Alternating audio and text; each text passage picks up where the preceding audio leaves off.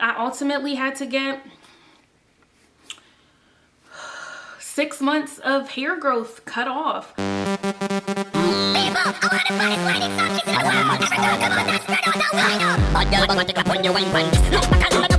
What's up to my GC crew? Thank you so much for tuning into my video. I have my hair in a mohawk. It's like barely picking up right now, but I have my hair in a mohawk. I wish I didn't have to make this video today. This is not one of those kumbaya, let's just chat videos. I honestly feel like a diva cut ruined my hair's life. For those of you that have been rocking with this channel for a minute, you know that I got a diva cut a while ago for 2 reasons. One being I had heat damage in certain places in my hair because of just a hair salon visit gone wrong after not applying heat to my hair for 2 years, got my hair flat ironed, got heat damage. The second reason was that my hair was not uniform. It didn't really have a shape and I didn't like that. And in doing research, I decided that a diva cut was the best way to go. So I got it done at a salon in Washington, D.C. However, things started to go left pretty quickly. I started noticing that I was dealing with an extreme amount of knotting with my hair. Of course, knotting is to be expected. Come on, it's natural hair, it's type 4 hair, it's to be expected. But one of the things that I never experienced prior to getting my diva cut was the single strand knots. If you're not familiar with a single strand knot, it takes a lot of time to work through the knot as opposed to just snatching it through your hair and going about your day. So that was one of the main things, is that when you're dealing with detangling and stuff like that, it's way more likely to be like pulling out an excess amount of hair, because the single strand knotting, sometimes it just becomes like unfeasible for you to literally sit there and be like, okay, let me work through. But I was doing my best with it. So then I started doing some research to just see if there were other people out here that started experiencing this after getting a diva cut. And in my research, what I found is that with the diva cut, again, remember I said the diva cut shapes your hair. So it can create a layered effect, but for the most part, in certain areas, it brings all of your hair to the same level. When you think about just a traditional trim or something like that, unless you're getting a blunt cut, for the most part, a trim just makes sure that you're taking off dead hair where it's necessary. And stylists try to maintain a uniform shape, but that's not really the prominent thing that the person getting their hair done is looking for.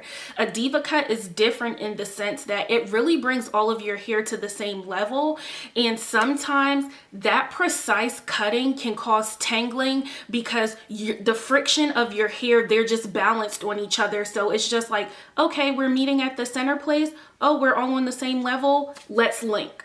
So the hair is essentially linking because they're all at the same level. And this is something that people have also found that they experience when they're getting layers in their hair as well. I'm dealing with this and I'm like, okay, cool. Having a diva cut just makes my hair care processes a bit more lengthy because I have to be extra delicate and not being just like impatient with caring for my hair. Okay, fine, I do that. However, once my hair starts growing out, another issue starts presenting, and it's the fact that I'm losing the uniform shape.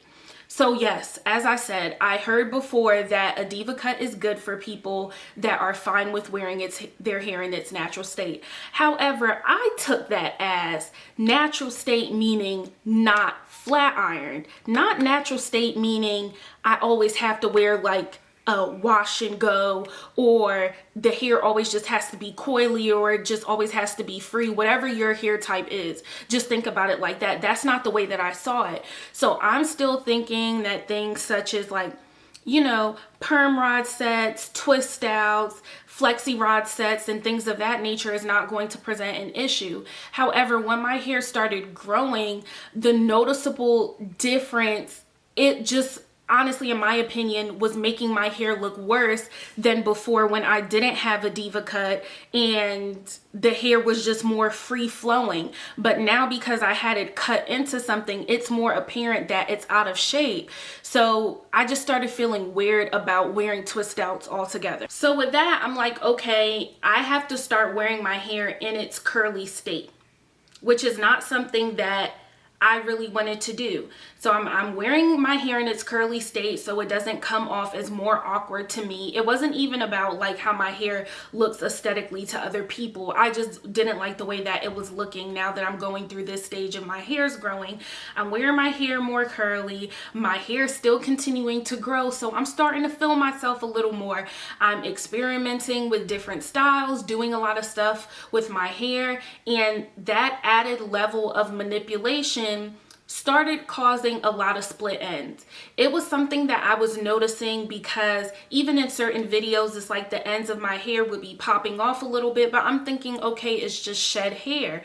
But my hair is like going in this frenzy and it's kind of freaking out. And yes, I'm still doing my DIYs throughout all of this time. I'm still being gentle with my hair, staying away from using brushes and things when I can, and simply using the best styling tools, my hands, to navigate dealing with this head. But however, I'm still noticing little gradual things about, my hair's out of whack and it seems like my hair's getting a bit weird, but it keeps growing. So the fact that my hair keeps growing, it's in my head like, girl, no, it's in your head. It's just a little bit of shed hair. Your hair's growing, you pop and keep doing it, whatever. Okay? I'm feeling myself.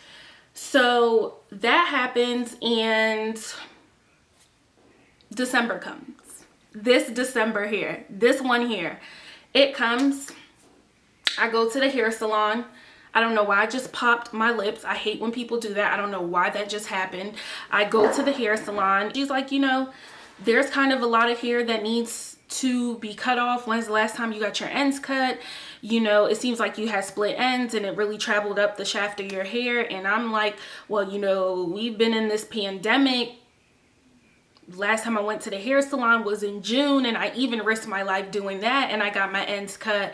But I had to make a decision. Like, I'm not about to be playing in the salon or outside period during everything that's going on. And then I ultimately had to get 6 months of hair growth cut off.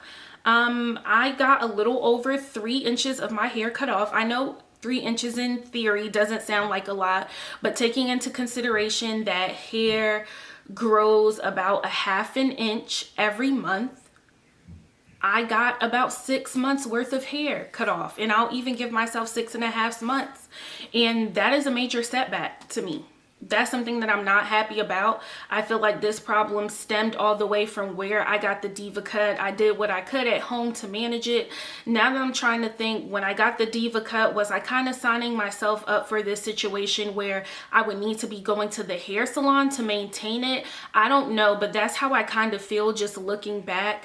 I tried to do the best that I could with my hair care regimen, stayed consistent with that. I am one of those naturals. I actually enjoy caring for my hair, so I never really look at it as I have to do my hair, like that type of thing. I never really look at things that way, so I always kept up with everything. There was nothing super wild that I did outside of like the added styling. So what that's proved to me is I feel like I never should have got the diva cut because I didn't know what I was in for. I feel like I shouldn't have manipulated my hair as much as I've done during this year, because that's not something I usually do, and my hair thrives really well when I'm not touching it too much. So I should have just stuck with what works. And then the other thing is, maybe I should have tried to trim my hair at home. I had considered it so much throughout quarantine.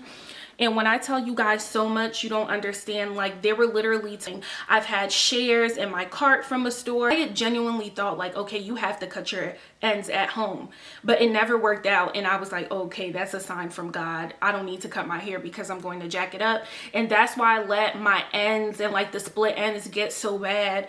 There's just so many things I could go back to, but it stemmed from the diva cut. That is the point of this. So I just wanted to share that with you. If you're deciding on Whether you want to get a diva cut or not, just please understand that you're going to see increased knotting. The period of when your hair is growing and it gets to that weird stage can sometimes present a challenge for you and change the way that you're manipulating your hair. And then also think about what your expectations are for maintaining the cut as well, and just really maintaining your ends. Are you okay with cutting at home? No one could have expected the COVID-19 pandemic, but we're here, and it seems so small-minded to think about hair in comparison to everything crazy that's going on in the world. But just as we acclimate to this way of living, things like hair, beauty, and all of that, of course, it's going to come up. So this is one of those things. I hope that this video has been helpful for you all, and someone takes away from my mistakes. So bye, GC Crew.